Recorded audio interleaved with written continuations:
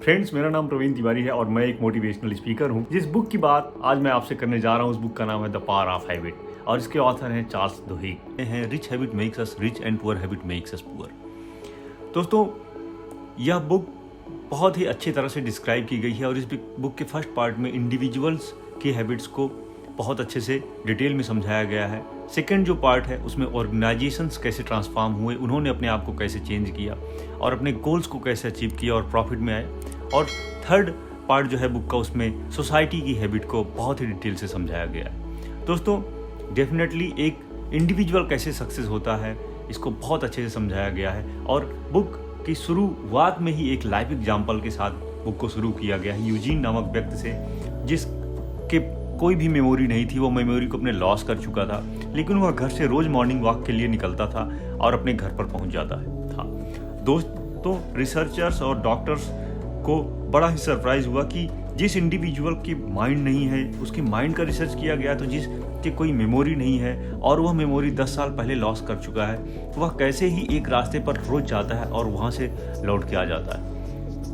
उसके बाद डॉक्टरों ने उसके रास्ते में काफ़ी चेंजेस किए तो वो रास्ता भूल गया, लेकिन फिर भी वह लौट के आ गया अपने घर पर। तो उसके रिसर्च से यह पता लगा कि वह अपनी हैबिट की वजह से ऐसा कर पाता था। वह पर्सन यूजीन अपनी हैबिट्स की वजह से यह कर पाता था। हैबिट्स एक समय के बाद हमारे माइंड को और हमको अपने काबू में कर लेती थी। इवन जो व्यक्ति जिसके मेमोरी नहीं थी, वह भी हैबिट के फंदे में फंस गया था।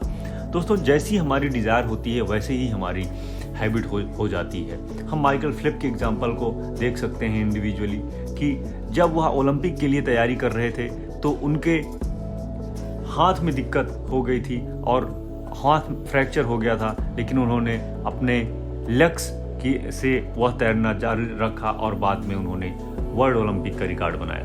दोस्तों, अब ऑर्गेनाइजेशन पे चलते हैं। लकोआ जैसे ऑर्गेनाइजेशन जहाँ पे रोज एक्सीडेंट हो जाते थे, जिसकी वजह से वहाँ पे पर लोगों की डेथ हो जाती थी, लेकिन वहाँ के जब नए सीईओ ने ज्वाइन किया तो उन्होंने एक ऐसा हैबिट फॉर्मेशन बनाया और बेसिक प्रिंसिपल बनाया जिससे कि एक्सीडेंट होना कम हो गए और प्रोडक्टिव बढ़ने लगी और बाद में और वह ऑर्गेनाइजेशन बहुत ही प्रॉफिट में आ गया। तो हैबिट्स का दोस्तों बहुत ही गजब का रोल है जीवन में। दोस्तों, अब हैबिट के फॉर्मेशन को आइए ऑर्गेनाइजेशंस के माध्यम से समझते हैं।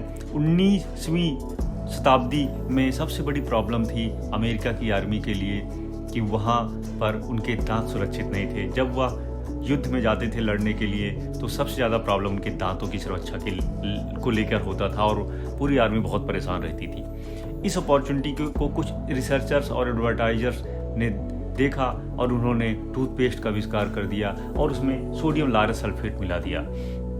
दोस्तों, हम जो भी टूथपेस्ट के बाद जो फ्रेगनेंस और हमें जो एक ताजगी का एहसास होता है, उससे हमारे दांतों की सफाई का कोई मतलब नहीं होता। यह तो एक हैबिट को बनाने के लिए किया जाता है। दोस्तों, आज के टाइम पे हम यह जान सकते हैं कि जिस दिन हम टूथपेस्ट ना करें उस दिन हमें अजीब सा लगता है, क्योंकि हमें उसकी हैबिट पड़ चुकी है, उसकी ताजगी की हैबिट पड़ चुकी है। उस ताजगी का दांतों की सफाई से कोई मतलब नहीं है। लेकिन पेप्सोडेंट कंपनी ने भी यही किया और उसने टूथपेस्ट बनाया और धीरे धीरे इस हैबिट को फॉर्मेट किया गया। पहले 5%, फिर 10%, फिर 15% और इसके साथ साथ ही पूरे अमेरिका में लोगों को टूथपेस्ट करने की आदत पड़ गई और over the period of time यह हैबिट पूरे वर्ल्ड वाइड हो गई। तो हम देखते हैं कि टूथपेस्ट का आविष्कार इस तरह से ही हुआ और वर्ल्ड वाइड अब यह कितनी बड़ी इंडस्ट्री हो चुकी है। दोस्तों, आइए ऑर्गेनाइजेशन में हैबिट फॉर्मेशन के एग्जाम्पल को और अच्छे से समझते हैं। स्टारबक्स के एग्जाम्पल को। स्टारबक्स में एक बार एक ब्लैक पर्सन बैठा हुआ था और वह कुछ ऑर्डर नहीं दे रहा था। इस वजह से उनके एम्प्लॉयज़ ने उसे बाहर निकाल दिया।